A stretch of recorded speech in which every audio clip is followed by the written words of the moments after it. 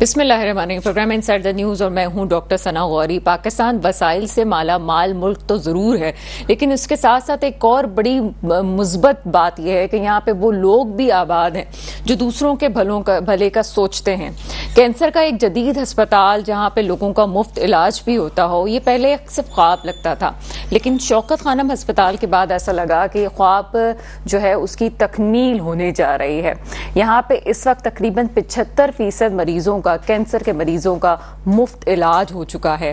पहले एक जगह कायम हुआ, फिर दूसरी जगह, और ये सिलसिला अभी खत्म नहीं हुआ, अब ये तीसरे शहर में कायम होने जा रहा है। यानी कि आप ये कह सकते हैं कि पाकिस्तान का पहला अस्पताल बन गया है कि जहां पे तमाम जदीद सहूलतें मौजूद हैं और अभी भी उसकी पूरी टीम, इस अस्पताल की पूरी टीम जो है इसमें अपने दिल से काम कर रही है। ना सिर्फ अस्पताल की टीम बल्कि पूरा पाकिस्तान अपने तौर से जितना इसमें हिस्सा डाल सकता है वो डाल रहा है। यहाँ पे मैं आपको बताती चलूँ कि सबसे पहले ये अस्पताल लाहौर में, उसके बाद पेशावर में कायम हुआ और अब कराची में कायम होने जा रहा है। इसका क्या सिलसिला है मैं पूछ लेती हूँ। मेरे साथ इस वक्त मौजूद हैं chief medical officer Shaukat Khanum memorial cancer अस्पताल और research centre doctor Asim Yusuf साहब। सर, प्रोग्राम में आपको वेलकम करते हैं।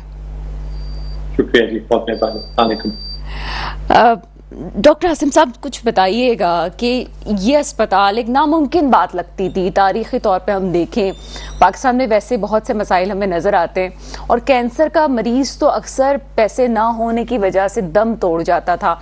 ये प्रोजेक्ट आपने पहले लाहौर में शुरू किया, फिर पेशावर में, अब कराची में भी करने जा रहे हैं। किस तरह से सारे काम हो रहे हैं? जी शुक्रिया। तो जैसे आपने भी मेंशन किया, इसकी असल वजह यह है कि पाकिस्तान के लोगों ने इसको अपनाया, इस प्रोजेक्ट को, और इसको सपोर्ट किया हमेशा। उनको यकीन था और है कि जहां जो हम कहते हैं कि 75% से ज्यादा मरीजों का बिल्कुल फ्री इलाज होता है, वो वाकई सही है। पहले ये लाहौर में शुरू हुआ 30 साल पहले और लोगों का ख्याल था कि ये बन नहीं सकता, बन गया तो चल नहीं सकता, लेकिन पाकिस्तान के लोगों ने दिखाया कि ये चल सकता है और उनके सपोर्ट से इतने मरीजों का फ्री इलाज हुआ। 2015 में हमने अपना दूसरा अस्पताल खोला पेशावर में। वो भी बिल्कुल लाहौर की तरह टर्शरी केयर कैंसर हॉस्पिटल है, जहाँ तमाम तशखीस और इलाज के लिए सहूलियात फराहम की जाती हैं मरीजों को, ये देख के बगैर कि वो पे कर रहे हैं खुद या किसी और ने उनके लिए पे किया। पाकिस्तान में बहुत ज्यादा कैंसर है, 2 कैंसर के हॉस्पिटल से तो ये सारों का इलाज नहीं मुमकिन। और दूसरा, कराची इतना बड़ा शहर है, कराची सबसे बड़ा शहर है, पाकिस्तान का इकोनॉमिक कैपिटल है, और कराची के लोगों ने हमेशा लाहौर और पेशावर के प्रोजेक्ट्स को सपोर्ट किया। तो हमने सोचा कि अब तीसरा और सबसे बड़ा जो हमारा अस्पताल है वो हम कराची में कायम करें, ताकि ना सिर्फ कराची के लोगों को बल्कि पूरे सिंध और जनूबी बलोचिस्तान के लोगों को भी वहां पे इसी तरह फ्री ट्रीटमेट प्रोवाइड कर सकें कैंसर की, आला मेयार की, ये देखे बगैर कि कौन पे कर सकता है और कौन है जिसके लिए किसी और ने किया। अच्छा, यानी कि डॉक्टर साहब, ये कराची का इंतखाब करना इसलिए आपने बेहतर समझा कि बलूचिस्तान और सिंध के लोग भी इससे फायदा उठा सकें, ऐसा ही है? जी बिल्कुल, ये हमने इसी साइज का इसीलिए बनाया है। ये लाहौर से दुगना है साइज में। लाहौर 5 लाख स्क्वायर फुट पे कंस्ट्रक्ट हुआ है और ये 11 लाख स्क्वायर फुट पे बना है अस्पताल। इसका फिजिकल स्ट्रक्चर बन चुका है, ग्रेड स्ट्रक्चर जिसको कहते हैं वो कंप्लीट है, फिनिशिंग का काम चल रहा है और इंशाल्लाह 2026 के शुरू में इंशाल्लाह कराची के और पाकिस्तान के लोगों के सपोर्ट के साथ ये इंशाल्लाह खुलेगा इंशाल्लाह। अच्छा सर, जब जैसे आपने ही कहा कि ये सिंध को और बलूचिस्तान के लोगों को जो है ये फ़ायदा पहुंचाएगा, चूंकि कराची सबसे बड़ा शहर है, अगर ये सबसे बड़ा शहर है और 2 सूबे के लोग यहाँ पे आएंगे तो कितने मरीजों को फैसिलिटी हासिल होगी यहाँ पे? अभी हमने लाहौर और पेशावर के जो हमारे हॉस्पिटल्स हैं, इनमें तकरीबन हम हर साल 12 से 13 हज़ार नए कैंसर के पेशेंट्स एक्सेप्ट करते हैं ट्रीटमेंट के लिए।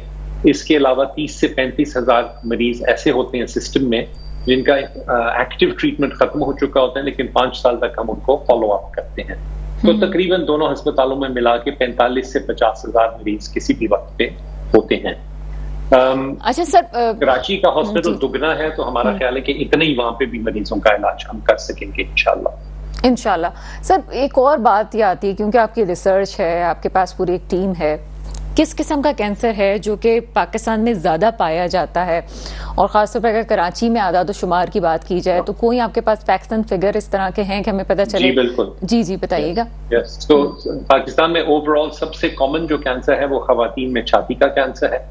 उसके बाद आंतड़ियों का, मेदे का और जिगर का मिला के, जिनको जीआई गैस्ट्रोइंटेस्टिनल कैंसर्स कहते हैं, वो सेकंड लार्जेस्ट ग्रुप है। और हेड एंड नेक कैंसर्स, जो सर के, जबड़े के, मसूड़ों के, जबान के कैंसर्स हैं, वो तीसरे ग्रुप पे है। कराची में ये वाला ग्रुप जो है, जबान और मसूड़े वगैरह का कैंसर, ये ज्यादा कॉमन है क्योंकि पान, छालिया, गुटखा, तंबाकू, नस्वार के इस्तेमाल से ये कैंसर ज्यादा होते हैं। अच्छा, यहाँ पे अमूमन ये होता है, स्पेशली मैं अगर कराची की बात करूँ, हम कराची से हैं इस वक्त, यहाँ पे कराची के जो कैंसर के पेशेंट, और स्पेशली आपने जो कहा कि मुंह का कैंसर, जुबान का कैंसर, हलक का कैंसर बाज़ औक़ात होता है, और बाज़ औक़ात चेहरे का एक हिस्सा भी काटना पड़ जाता है और बड़ी मुश्किल एक ज़िंदगी गुजरती है। इन हालात में अक्सर लोग अपनी हिम्मत छोड़ देते हैं, क्योंकि मैं कुछ हॉस्पिटल्स का नाम नहीं ले रही हूँ कि उनके इलाज एक बहुत महंगा इलाज होता है इसका। कौन सी जदीद ऐसी सहूलियात हैं जो कि आपके हस्पताल में फराहम होंगी एक आम मरीज को भी? हमारे तमाम मरीजों को वही सहूलियात फराहम की जाती हैं। ये नहीं देखा जाता कि कौन पे कर रहा है और कौन नहीं पे कर रहा। पहली बात तो ये, हमारा मिशन स्टेटमेंट है कि हम इक्वल ट्रीटमेंट प्रोवाइड करें और बेस्ट पॉसिबल क्वालिटी की, आला मयार की ट्रीटमेंट प्रोवाइड करें और कोई डिस्टिंक्शन किए बगैर। तमाम फैसिलिटीज, डायग्नोसिस की, ट्रीटमेंट की, चाहे वो कीमोथेरेपी या दवाइयों से इलाज हो, बिजली की शुआओं से हो, या सर्जरी या जराही से हो, ये तमाम फैसिलिटीज हम सबको एक जैसी प्रोवाइड करते हैं। दूसरी बात, हमारे यहाँ मल्टी डिसिप्लिनरी केयर होती है, यानी कि हर कैंसर का मरीज जो है वो पहले एक मीटिंग में उसको डिस्कस करते हैं सारे स्पेशलिस्ट मिलके कि उसके लिए बेहतरीन इलाज क्या होगा, और उस प्लान के मुताबिक फिर केयर डिलीवर की जाती है। तो यही फैसिलिटीज हम कराची में भी प्रोवाइड करेंगे। हमारा हमेशा से एम्फेसिस रहा है कि हम कटिंग एज पे रहें, टेक्नोलॉजी में लेटेस्ट मशीनरी हम इंस्टॉल करते हैं, चाहे वो तशखीस के लिए हो, पेट सीटी स्कैनर, MRI, CT वगैरह, या इलाज के लिए। बिजली की शुआओं की जो मशीनें हैं फॉर एग्जांपल, वो लाहौर में हमारे यहाँ 5 हैं। कराची में हम वो 10 जो लेटेस्ट होंगी वो 10 लगा रहे हैं, क्योंकि अगेन इतने ज्यादा मरीजों का इंशाल्लाह प्लान है कि वहाँ ट्रीटमेंट की जाएगी। जो लेटेस्ट इक्विपमेंट और टेक्नोलॉजी है वो सारी यहाँ पे इंस्टॉल होगी।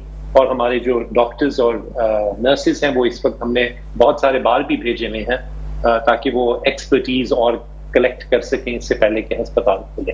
अच्छा सर, एक बड़ी कॉमन सी बात है कि यहाँ का नौजवान जो है, यहाँ पे पाकिस्तान में ब्रेन ड्रेन आम है, और जो नौजवान बच्चा इस वक्त डॉक्टर बनता है और फिर स्पेशलाइजेशन भी कर रहा होता है, वो ज़्यादातर बाहर का मुल्क का रुख कर लेता है, बाहर जाके अपनी फैसिलिटी, वो जो है सहूलियात जो ले रहा होता है या अपनी खदमात दे रहा होता है। यहाँ आपके पास किस हद तक तरबियत याफ्ता अमला है जो कि ख़ास तौर पे कैंसर के पेशेंट का इलाज कर सके? और इलाज से कहीं ज़्यादा मेरा ख्याल है कि मोटिवेशन की भी बहुत ज़्यादा ज़रूरत होती है। बाज़ तो ऐसे भी पेशेंट होते हैं जो खुल के कहा जाए कि ज़िंदगी और मौत के बीच में होते हैं, तो इसके लिए ख़ास तरबियत की ज़रूरत होती है।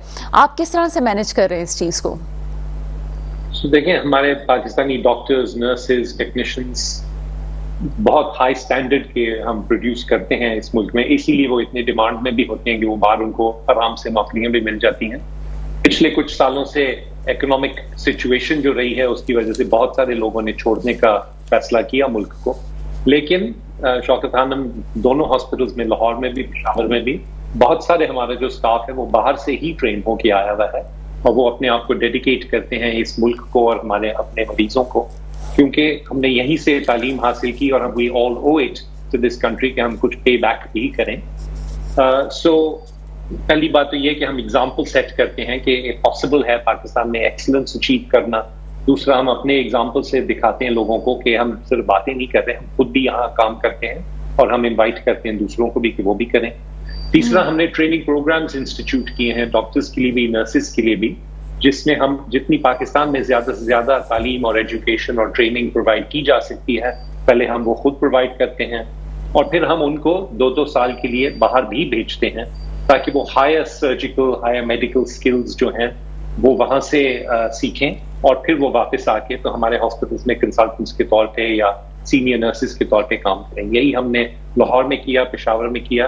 एज अ रिजल्ट बहुत सारे इस वक्त जो हमारे कंसल्टेंट्स हैं वो हमारे ही अपने ट्रेनीज हैं, जिनको हमने ट्रेनिंग उनको प्रोवाइड की, फिर उनको बाहर भेजा, और अब वो आके लोगों की खिदमत कर रहे हैं। तो इसी तरह कराची में भी हमारा प्लान है, और बहुत सारे हमने सीनियर डॉक्टर्स कराची से रिक्रूट करके इसी तरह, या अभी वो लाहौर में ट्रेन हो रहे हैं या ऑलरेडी वो बाहर जा चुके हैं और वो जैसे ही हॉस्पिटल खुलेगा तो वो वापस आके तो वहाँ सर्व करेंगे। माशाल्लाह सर, इट्स क्वाइट सेटिस्फैक्ट्री और आपने जिस तरह से उसको रिप्लाई दिया है ज़बरदस्त है ये बात। तो आगे चलते हैं सर, आपकी चीज़ों में हमें जो चीज़ एक नज़र आती है आपका एक एजेंडे में कि 75% मरीज़ यहाँ पे फ्री जो है वो इलाज करवा रहे हैं, तो जो 25% मरीज़ हैं जो कि पैसे दे के यहाँ पे इलाज करवाते हैं, क्या उनकी सहूलियात में और जो मुफ्त में इलाज करवा रहे हैं 75% उनकी सहूलियात में कोई फ़र्क है?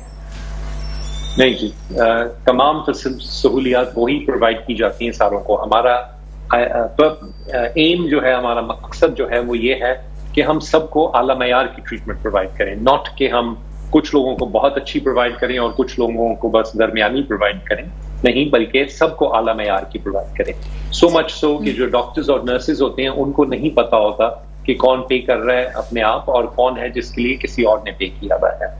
और क्योंकि लोगों को ये यकीन है कि हम जो ज़कात देते हैं, हमें अतियात देते हैं हर साल, मैं कहता चलूं हर साल पिछले साल से ज्यादा ज़कात और अतियात हम जमा करते हैं अल्हम्दुलिल्लाह। और इसी की वजह से 30 साल से हर साल हम पिछले साल से ज्यादा मुस्तहक मरीजों का फ्री इलाज करा पाते हैं, चाहे वो दवाइयां हो, जो बाकी ट्रीटमेंट है कैंसर की, चाहे वो जो कमरे हों जिसमें मरीज दाखिल होते हैं, तमाम कमरे जो हैं उनमें 2 बिस्तर होते हैं, कोई वार्ड्स नहीं है या वीआईपी रूम्स नहीं है हमारे अस्पताल में, तमाम कमरे एक जैसे हैं।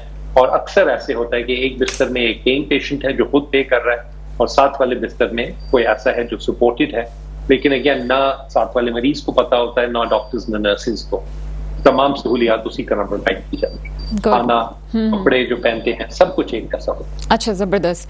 अच्छा, सिर्फ एक और चीज़, अगर इतने बड़े प्रोजेक्ट्स की बात हो रही है, यकीनन आपको लाहौर में भी परेशानियों का सामना हुआ होगा, लेकिन यहाँ पे जैसे मैंने कहा कि बहुत से ऐसे अफराद हैं जो आगे बढ़ के काम करें और आपने भी कहा कि हर साल से ज़्यादा जो है दूसरे साल अच्छी खासी हमें ज़कात की मद में रकम मिलती है जिसकी वजह से आप ये मदद मरीज़ों पे लगा रहे हैं। लेकिन कराची में जितना बड़ा प्रोजेक्ट आप बना रहे हैं इसमें तो बहुत लागत आएगी, तो आप कितना एस्टिमेट है इसका कि इतनी लागत में ये प्रोजेक्ट कंप्लीट हो रहा है? सो इस वक्त जी इसका एस्टिमेट है कि 30 अरब रुपए का ये प्रोजेक्ट है। अभी तक हम 11 अरब रुपए खर्च चुके हैं। इस साल और अगले साल में हमने इंशाल्लाह 19 अरब और इसके लिए खास तौर पे इकट्ठा करना है, कराची प्रोजेक्ट के लिए स्पेसिफिकली। लेकिन हमें, जैसे मैंने पहले भी कहा, मैं पूरा यकीन है पाकिस्तानी लोगों की जेनरोसिटी पे और उनकी जो ट्रस्ट है शौकत खानम के ऊपर, उसकी वजह से हमें कोई डाउट नहीं है कि ये इंशाल्लाह पूरा होगा टारगेट जो है। इसलिए क्योंकि खासतौर पे क्योंकि ये कराची में है, तो मैं कहता चलूं कि कराची वो शहर है जिसने बाकी सारे मुल्क को चैरिटी और फिलैंथ्रोपी के बारे में सिखाया। कराची में बहुत पुराना ट्रेडिशन है चैरिटी इंस्टीट्यूशंस का, अस्पताल हो गए या स्कूल्स कॉलेजेस हो गए, इस तरह की चीजें।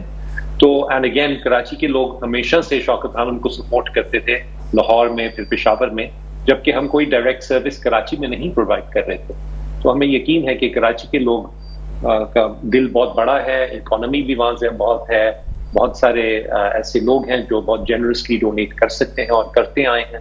तो हमें यकीन है कि ये टारगेट इंशाल्लाह बिल्कुल अचीवेबल है।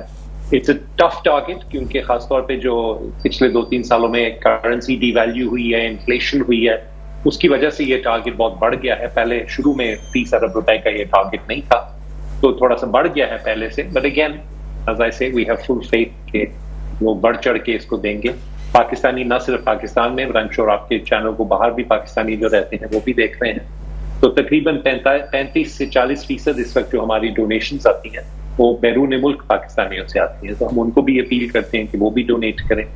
और मैं ये भी कहता चलूं कि जो लोग ज़कात देते हैं वो डायरेक्ट पेशेंट केयर पे सिर्फ खर्ची जाती है, उससे तामीरात के काम या इक्विपमेंट खरीदने के काम नहीं होते, वो बल्कि सिर्फ डायरेक्ट पेशेंट केयर पे खर्ची जाती है। और जिस साल में इकट्ठा होती है उसी साल में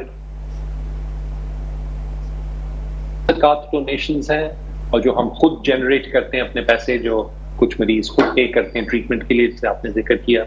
और जो हमारा नेशन मुल्क भर में कलेक्शन सेंटर्स हैं, वहाँ कोई भी जाके पैसे दे के लैब का टेस्ट करा सकता है और उसका जो मुनाफा है वो भी मुस्तहक मरीजों के लिए इस्तेमाल होता है और उससे अस्पताल की कंस्ट्रक्शन के काम भी किए जाते हैं।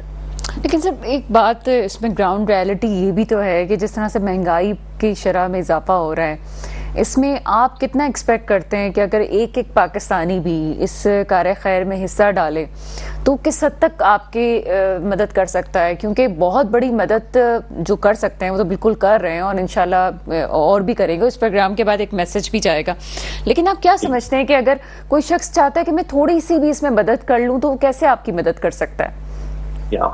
तो बहुत सारे तरीके हैं। मैं कहता चलूं कि जब लाहौर बना था तो एवरेज जो डोनेशन थी वो 10 रुपए थी। जब पेशावर बना था तो 100 रुपए थी। और इस अस्पताल के लिए, कराची के लिए, हमने एक 500 रुपए का कैंपेन शुरू किया था कि आप 500 रुपए देके तो ईंटें लगवा सकते हैं हॉस्पिटल के लिए। सबसे आसान तरीका है कि 7770 पे अगर आप ब्लैंक SMS भेजें तो आप शौकत खानम को 20 रुपए डोनेट कर सकते हैं। और हम हमेशा लोगों को कहते हैं कि अभी अपना फोन निकाल के तो 7770 पे ब्लैंक SMS भेजें। इसके अलावा आप फाउंडिंग डोनर बन सकते हैं। 7.5 लाख रुपए अगर आप दें तो आप फाउंडिंग डोनर बन सकते हैं अस्पताल के, जिस सूरत में फिर आपका या आपके किसी वालदैन का या किसी का भी आप नाम लिखवाना चाहें तो एक फाउंडिंग डोनर्स मॉन्यूमेंट है, उस पर आप बना सकते हैं, अपना नाम लिखवा सकते हैं। आप स्पॉन्सर कर सकते हैं एक कमरा या एक पूरा यूनिट या एक ऑपरेटिंग रूम या क्लिनिक, जो भी आप करना चाहें। आप इक्विपमेंट डोनेट कर सकते हैं। और इन सारी चीजों का पूरा मेन्यू बना हुआ है, $100 से लेके तो बहुत बड़ी बड़ी रकमों का। हमारी वेबसाइट पे है www.shaukathanam.org.pk। अगर आप 0800-11-555 पे फोन करें तो हमारे रिप्रेजेंटेटिव्स आपके घर से या दफ्तर से आके डायरेक्टली आपकी डोनेशन कलेक्ट कर सकते हैं, कैश या चेक, जैसे भी आप देना चाहें, और आपको रसीद भी मिलेगी। सिमिलरली आप ऑनलाइन बैंकिंग से या अपनी बैंकिंग ऐप से डायरेक्टली शौकत खानम को डोनेट कर सकते हैं। तमाम पाकिस्तान के बैंक्स में हमारे अकाउंट्स हैं, किसी भी बैंक में आप जाके शौकत खानम को डोनेट कर सकते हैं। तो बहुत सारे तरीके हैं डोनेट करने के। बट अगेन, जैसे मैंने कहा, सारे लोग अगर थोड़ा थोड़ा भी करके दें तो इंशाल्लाह ये टारगेट कोई मुश्किल नहीं है। सब बहुत इंपॉर्टेंट क्वेश्चन है, लेकिन बतौर सहाफी मैं आपसे ये करना चाहूंगी कि पता कैसे चलेगा एक आम फर्द को कि ये तमाम पैसा उसी जगह खर्च हो रहा है कि जहाँ पे वो दे रहे हैं? क्योंकि बहुत सारी ऐसी चीजें सामने आती हैं कि डोनेशन किसी और चीज के लिए हुई है लेकिन खर्च कहीं और हुआ है। एक सोच है लोगों की। यस, सो पहली बात, बहुत सारे तरीके हैं इसके। अगर हम स्ट्रिक्टली फाइनेंशियल टर्म्स में बात करें तो हमारे जितने अकाउंट्स हैं, ऑडिटेड अकाउंट्स हमारे 1995 से, जो हमारा पहला साल था ऑपरेशंस का, वो फर्ग्यूसन पाकिस्तान की लीडिंग फर्म है चार्टर्ड अकाउंटेंट्स की, वो हमारे ऑडिटर्स हैं। उन्होंने 1995 से हर साल हमारा ऑडिट किया है और वो सारे ऑडिटेड अकाउंट्स हमारी वेबसाइट पे अवेलेबल हैं। कोई भी जाके उनको देख सकता है। बहुत सारे आपके व्यूअर्स होंगे जो एक्सपर्ट्स हैं इस एरिया में, वो देख सकते हैं। तो इसकी इंडिपेंडेंट वेरिफिकेशन हुई भी है। इसके अलावा पाकिस्तान का एक इदारा है, अगेन वो इंडिपेंडेंट इदारा है, जिसका नाम है पाकिस्तान सेंटर फॉर फिलैंथ्रोपी। वो भी हमें हर साल इवैल्यूएट करते हैं, असेस करते हैं और सर्टिफाई करते हैं कि हम स्ट्रिक्टली वही करते हैं जो कहते हैं और जहां पैसा हमने कहा है वहीं लगा है। बहुत शुक्रिया। जी सर, आप बताइएगा सर। फिर तीसरा मैं कहने लगा था कि लाखों मरीजों का इलाज हो चुका है अभी तक, और हम हमेशा लोगों को सुजेस्ट करते हैं कि जब भी उनको मौका मिले तो लाहौर में, पेशावर में आके तो अस्पताल में खुद लोगों को देखें, खुद मिलें, आउट पेशेंट एरिया में बैठ के, वेटिंग एरिया में बैठ के लोगों से बातें करें, पूछें, तो उनको खुद ही समझ आएगा कि जो हम कह रहे हैं वो सही है। एंड लास्टली द फैक्ट कि जो मैंने कहा कि हर साल, पिछले साल से ज्यादा लोग हमें ज़कात और अतियात देते हैं, वो इसीलिए है क्योंकि लाखों करोड़ों लोगों को ऑलरेडी ये यकीन है कि जो हम कहते हैं वो सही है और जहां हम कहते हैं वहीं पैसा लगता है और कहीं और नहीं जाता। डॉक्टर मोहम्मद आसिम यूसुफ साहब, आपकी बातें यकीनन एक खुशाइंद और एक खुशहाली की तरफ एक कदम है जो कि साफ नज़र आता है। आपकी बात से भी मुखलिसी नज़र आ रही है और ऐसा लगता है कि चीज़ें बहुत अच्छी हो गई हैं और जब कराची में होगा तो और ज़्यादा चीज़ें बेहतर हो जाएंगी। जो लोग अपने प्यारों की वजह से परेशान हैं उनको एक सुकून का एक ज़रिया मिल जाएगा। मैं तो समझती हूँ कि जहाँ 2 अस्पताल ऑलरेडी कामयाब हो चुके हैं, पेशावर कामयाब हो चुका है, लाहौर कामयाब हो चुका है, तो इंशाल्लाह ताला कराची भी कामयाब होगा।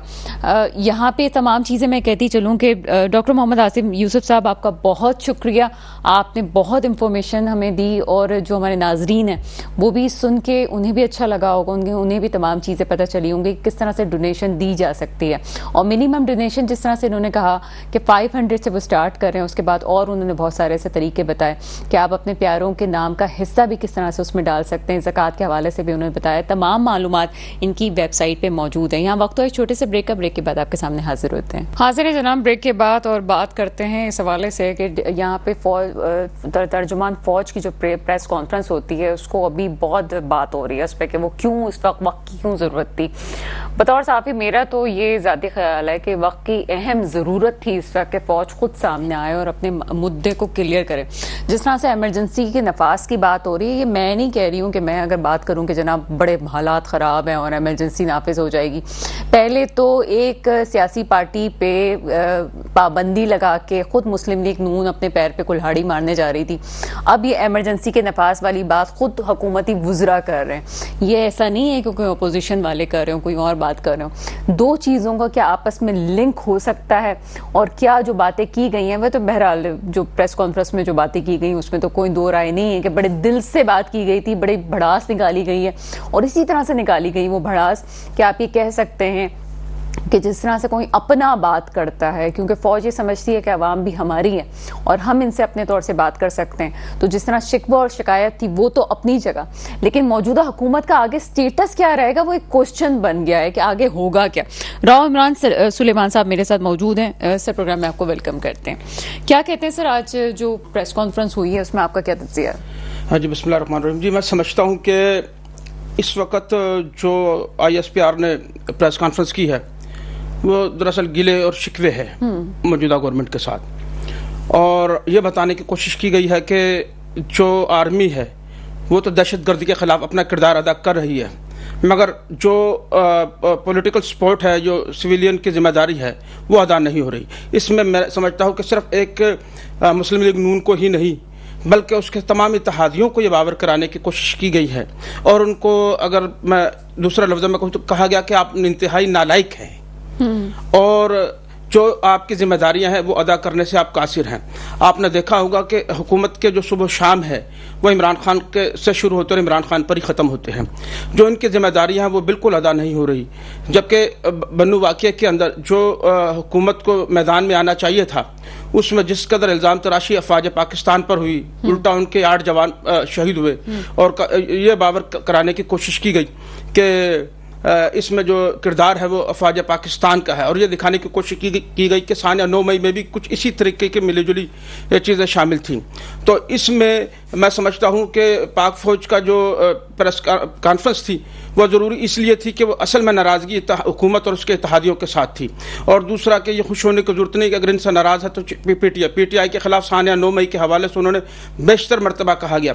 तो ये यकीनी तौर के ऊपर एक संजीदा गुफ्तगू ये थी कि तमाम सियासी जमातों पर से एतमाद उड़ जाता है। जो जुमला आपने अदा किया कि एमरजेंसी की बात है, तो इसमें एमरजेंसी की बात हम अगर 50% रखें तो दुरुस्त होगा, क्योंकि इसमें पाकिस्तान पीपल्स पार्टी तमाम सियासी जमातों को अगर निकाल दे तो वो एक वाहिद ऑप्शन नजर आ जाता है, और वो राब्ते में भी है। एमरजेंसी की तो मतलब बुनियाद यूं बनती है कि आइन मुअत्तल कर दिया जाए। जी हाँ, आइन मुअत्तल करने के बाद तो फिर हुकूमत को खुली छूट मिल जाती है कि वो जो करना चाहे वो करे। इस तरह तो फिर वो अपनी मुखालिफ जमात पे जो है वो दबाव डाल सकती है। सियासत, मुस्लिम लीग नून की सियासत क्या इतनी तंग हो चुकी है कि वो मुखालिफिन पे ये वार करे कि जनाब सिर्फ एक मुखालिफ को, जो कि मुल्क की एक बड़ी पार्टी बन के सामने आई है, उसको दबाने के लिए एमरजेंसी के नफाज की बात करे, या हर मैदान में ये फेल। देखिए मैं ये समझता हूँ कि अभी आपने कुछ दिन पहले सुना था कि PTI पर पाबंदी की बातें भी की गई, तो बुनियादी मकसद ये था, ये समझते हैं कि इस वक्त सोशल मीडिया पर जो दबाव है, जो हमारे खिलाफ या अफवाज पाकिस्तान या इदारों के खिलाफ जो भी बातें हो रही हैं वो PTI करवा रही है। तो मैं ये समझता हूँ कि अगर PTI पर अगर आप पाबंदी लगाते हैं तो क्या इससे दहशतगर्दी या इंतहा पसंदी का खात्मा हो जाएगा? ऐसा कभी भी नहीं होगा। ये हुकूमत के पास जिम्मेदारी है। अगर हम नेशनल एक्शन प्लान की बात करें या आज़म इस्तेहकाम जो उन्होंने नया किया, तो वो मिलती जुलती एक चीज़ है। असल में इंतहा पसंदी का जो खात्मा है वो जहनी सोच के साथ जुड़ा हुआ है। और इसको करने के लिए हुकूमत या सिविलियन लोगों का ही किरदार होता है, जिसमें हुकूमत मुकम्मल तौर पे नाकाम है। ये अपनी नाकामियों का जो मलबा है वो लेते हुए सुबह शाम अभी तक पीटीआई पर डालते चले आ रहे हैं और आवाम के दिलों को और जहनों को साफ करने या अपनी तरफ माइल करने में मुकम्मल तौर पर नाकाम है। अच्छा, जितना मैं समझी हूँ इमरान सुलेमान साहब, मुझे ये बताइएगा कि क्या ये सही है कि ये जो प्रेस कॉन्फ्रेंस है इसमें एक जो हुकूमत की तरफ से एक बात आती है या हुकूमती तज्जियाकार जो बैठे हुए होते हैं वो ये बात करते हैं ये सिर्फ और सिर्फ पीटीआई के खिलाफ थी। जी जी। लेकिन दूसरी तरफ अगर हम देखें तो ये सिर्फ पीटीआई के खिलाफ नहीं, पीटीआई के खिलाफ नहीं है, ये ओवरऑल तमाम एक सिस्टम के खिलाफ। सबसे पहले तो ये मुस्लिम लीग नून के खिलाफ है। ये बताने की कोशिश की जिन पॉइंट्स पर बात की गई, मैं जैसे नेशनल एक्शन प्लान की बात कर रहा था, जिन पॉइंट्स की तरफ इशारा किया गया वो तमाम के तमाम हुकूमत की जिम्मेदारियों में आते हैं। उन्होंने कहा कि 2 नंबर तरीके से गाड़ियों को निकाला जाता है और वो गाड़ियां दहशतगर्दी में इस्तेमाल होती है, क्या ये फौज की जिम्मेदारी है? बहुत सारे मामला आता है, बेशतर पॉइंट्स ऐसे हैं जिसका ताल्लुक वफाकी हुकूमत से। वो तो जमात जेल में बैठी है, उसको करेंगे आप? उसके साथ कुछ नहीं हो सकता। देखें, एक तरीकाकारी है कि हुकूमत ने अपने पांव पे खुद कुल्हाड़ी मारी है जब आपने जो असल मीडिया है उसके ऊपर इतनी पाबंदियां आयद कर दी कि वहां पर ये नहीं बोलना, वो नहीं बोलना, उस पर बात नहीं करनी, इसका जिक्र नहीं आने देना, ये नहीं दिखाना और वो दिखाना है। तो इसकी बजाय अगर आप इन पाबंदियों को खत्म करेंगे तो तब वो सारा मीडिया वहां गुफ्तगू करेगा। अगर वहां आपको बातचीत का मौका नहीं मिलेगा तो लोग सोशल मीडिया का प्लेटफॉर्म इस्तेमाल करेंगे। आपके कहने का जो मैं समझ रही हूँ, आप ये कहना चाह रहे हैं कि फौज भी उस तरह से पीटीआई के खिलाफ नहीं आई जितना मुस्लिम लीग नून ने हाइप क्रिएट की थी कि जनाब ये जो चीजें हैं वो वहां से इदारे की तरफ से डिक्टेशन हो रहा है। क्योंकि अभी भी जो पीटीआई पे पाबंदी वाली बात थी, ये भी कुछ हल्के ये कह रहे थे कि जनाब ये एस्टेब्लिशमेंट की तरफ से आया है और ये इनकी मजबूरी है कि इनको ऐसा करना है। आपको लगता है कि आज की प्रेस कॉन्फ्रेंस के बाद ये चीज क्लियर नहीं हो जाती? देखिए, आज से कुछ दिन पहले ये तू तड़ाक वाले जो जुमले थे ना, ये अदा हो चुके हैं दोनों की तरफ से। अच्छा। हुकूमत और उनके लाने वालों की तरफ से। और उसमें कुछ ऐसी साजिश की गई कि जिसके नतीजे में जो जवान जिसकी तकरीरें सुनाकर इमरान खान को अजियत दी जा रही है, मतलब कि पीटीवी देखने की इजाजत है सिर्फ उनको और अता तारड़ साहब, इनको साजिश की गई थी कि आप काम सही तरीके से नहीं कर रहे। और इस कदर भयानक थी कि वो अपने तकरीर के अंदर एक बिला जवाज का जुमला निकालने पर कि मुझ पर ज्यादा दबाव आया तो मैं इस्तीफा दे दूंगा, सियासी शहादत का इनको भी पता है। ये उस दिन खुश होते हैं जब कहा जाएगा कि आपको 1.5 साल के बाद आपकी हुकूमत चली जाएगी, क्योंकि इनको तो 1.5 दिन का नहीं पता, ये तो 1.5 साल को सुनकर तो बहुत ज्यादा खुश होते हैं। तो सूरत हाल यह है कि मियां नवाज शरीफ साहब जो है वो चाहते हैं कि आप किसी तरीके से सियासी शहादत की तरफ आए, जबकि शहबाज शरीफ साहब जिन इशारों पर चल रहे थे वो मजबूर भी हैं। लेकिन अब उनको भी समझ में आ गया है आज की प्रेस कॉन्फ्रेंस के बाद। पीटीआई वालों को भी खुश होने की जरूरत नहीं है, पीटीआई के ऊपर मजीद सख्तियों के दिन आ चुके हैं, जो कि रऊफ हसन साहब की सूरत में आपने देख लिया। और वहां की पुलिस ने यह भी साबित करने की कोशिश की कि यहां पर जो है डिजिटल मीडिया विंग काम कर रहा है और रियासत मुखालिफ एजेंडे पर काम हो रहा है। तो इस सारी सूरत हाल के अंदर अभी की आज की प्रेस कॉन्फ्रेंस में कितनी मरतबा कहा गया कि सानिया नो में कौन है सानिया नो में? आपने और मैंने तो नहीं किया, वो डायरेक्टली पीटीआई की तरफ है। और उनको राब्ते की भी कोशिश की गई। ऐसा नहीं था कि कुछ दिन पहले एक माहौल को अच्छा क्रिएट करने की कोशिश की गई, मगर वो शख्स जो है वो किसी तरीके से आ नहीं रहा था। लेकिन जब उसे मालूम हुआ कि हमारे खिलाफ एक बड़ा मामला चल पड़ा है तो उसने पेशकश भी की और ये भी कहा कि हम उनसे बात नहीं करेंगे जो हुकूमत में है, बल्कि उनसे बात करेंगे हुकूमत जिनके कहने पर चल रही है। वो इशारा भी दिया था उन्होंने, लेकिन देर बहुत हो चुकी है जहां तक मेरा ख्याल है। ये तमाम चीजों से एक बात जो मैं समझने से कासिर हूं, एक तो पीटीआई बहुत जल्दी एडवेंचरिज्म में आ जाती है, जैसे कोई कामयाबी मिलती है फौरन से खुश हो जाते हैं। दूसरा ये कि एक चीज होती है तहम्मुल, बुर्दबारी। रऊफ हसन साहब की बात करें, मेरे ख्याल है कि जितने पीटीआई के वर्कर्स हैं और उनमें गमो गुस्सा पाया जाता होगा कि रऊफ हसन साहब को जो है गिरफ्तार कर लिया गया, लेकिन क्या पीटीआई के वर्कर्स या पीटीआई खुद इस बात को रहनुमा ये सोच रहे हैं कि रऊफ हसन सिद्दीकी साहब का अपना मैं अगर नाम से रऊफ हसन साहब का जो अपना है रवैया वो किस हद तक बेटर था? कभी वो जजेस पे बात कर रहे थे, कभी वो डायरेक्ट फौज पे बात कर रहे थे। रियासत के सामने आप खड़े होके खुद पाकिस्तान को बदनाम करने देखिए, रऊफ हसन साहब की जितनी भी आप गुफ्तगू उठा के देखिए, उनके जुमलों में, उनके अल्फाज के अंदर एक इंतशार की कैफियत पाई जाती है। वो साफ और साफ सीधा सीधा अफवाज पाकिस्तान के ऊपर बात करते हैं। जरूरी है कि अगर ठीक है हम पीटीआई के साथ जो कुछ हुआ और बोलते भी हम ये कहते हैं कि जनाब कुछ ना कुछ बहुत ओवर हो चुका है, इतना ओवर नहीं होना चाहिए था, लेकिन क्या मामले का यही हल है कि आप फौज मुखालिफ बयानात दें? देखें, अब मेरे ख्याल से सिलसिले को कंट्रोल करने का वक्त आ गया और बहुत खलबली सी मच चुकी है हुकूमती ऐवानों के अंदर।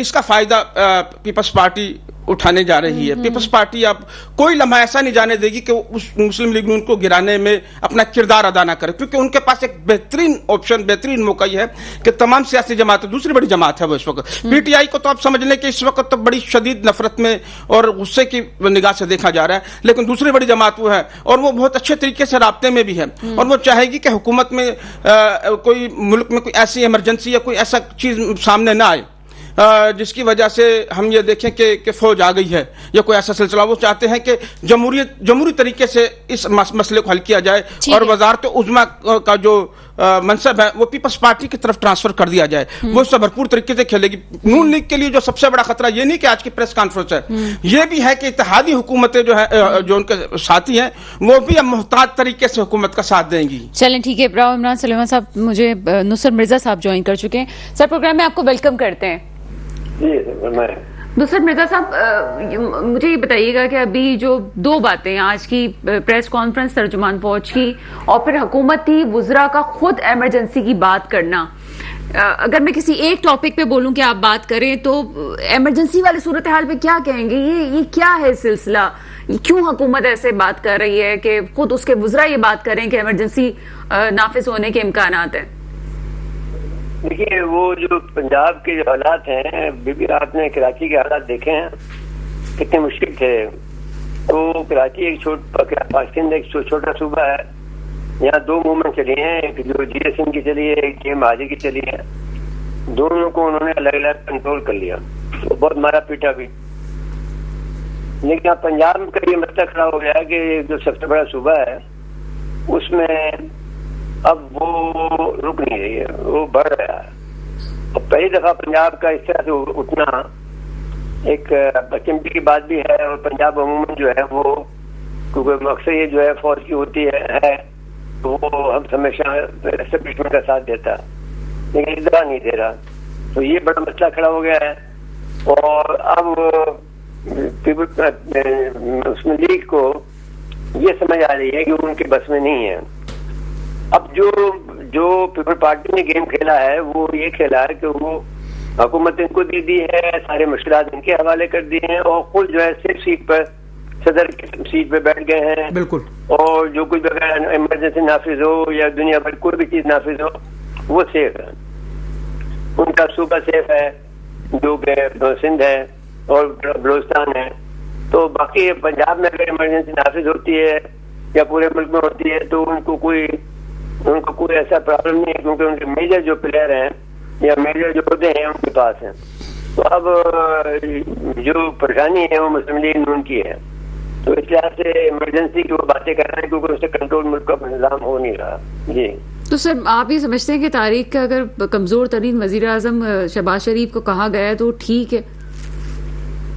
बेसिकली देखिए ना, उनके पास विद ड्यू रेस्पेक्ट उनके पास मेजॉरिटी नहीं है। वो एक गलत तरीके से बने हैं, जो तरह से वो फॉर्म 47 पे बने हैं, तो वो पूरे पाकिस्तान के लिए किसी के लिए भी काबिल कबूल नहीं है। रंगीन बात ये है।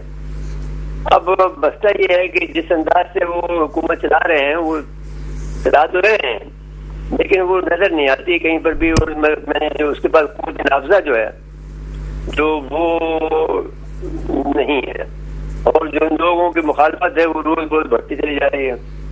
तो अब वो मेरे ख्याल में वो एक बंदगनी में फंस गए हैं। उनको ये चाहिए था कि रास्ते अपने खोल के रखते हैं और हुकूमत कम से कम नहीं देते। जो वज़ीर आज़म की जो ओहदा है, उनको शौक है वज़ीर आज़म का ओहदा लेने के लिए, तो भाई लेना उसको जायज तरीके चाहिए ना कि जब आप अवामी तौर पर पॉपुलर हो।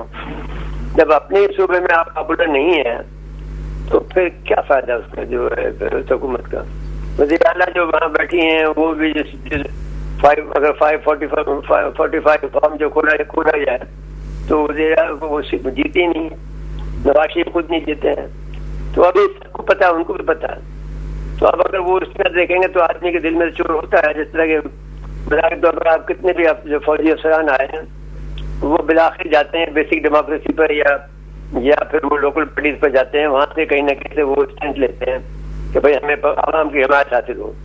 तो हर हुकूमत जो है, कोई भी हुकूमत बगैर अवामी हुकूमत के चल नहीं सकती है। और वो अगर वो इसी तौर पर चल सकते हैं कि जहाँ कहीं ना कहीं से कोई ना कोई ग्रुप उनका सपोर्ट करे। अब बहस ये आ गई है कि जो लोग जो थे वो इनके जो हिमायती थे, जो इफेक्टिव थे, जो चौधरी थे, जो और भी बड़े लोग थे, मिसाल के तौर पर जो बड़े बड़े जिसको टीम कहा जाता था, वो उसको दूसरे तरफ फेड हो गए और वो भी घबरा गए हैं कि भाई कब तक इनका साथ दें। फिर जो लोग जो जीत गए हैं वो चाहते हैं कि मुस्लिम लीग नून में शामिल हो जाए। उनके घरों के बाहर में 200 300 आदमी बैठे हुए हैं कि साहब आप जाके देखें, आपको पता चल जाएगा क्या होता है। बहुत शुक्रिया नुसरत मिर्जा साहब, आप हमारे साथ मौजूद थे। राव इमरान सुलेमान साहब, आपका बहुत शुक्रिया, आप हमारे साथ मौजूद थे। मुल्क में जो हालात इस वक्त मौजूद हैं, इस वक्त तमाम लोगों को संभल के इस बात को सोचना चाहिए कि पाकिस्तान के हक में बात करें, पाकिस्तान के दुश्मनों के अज़ाइम को मुकम्मल करने में उनका साथ ना दें।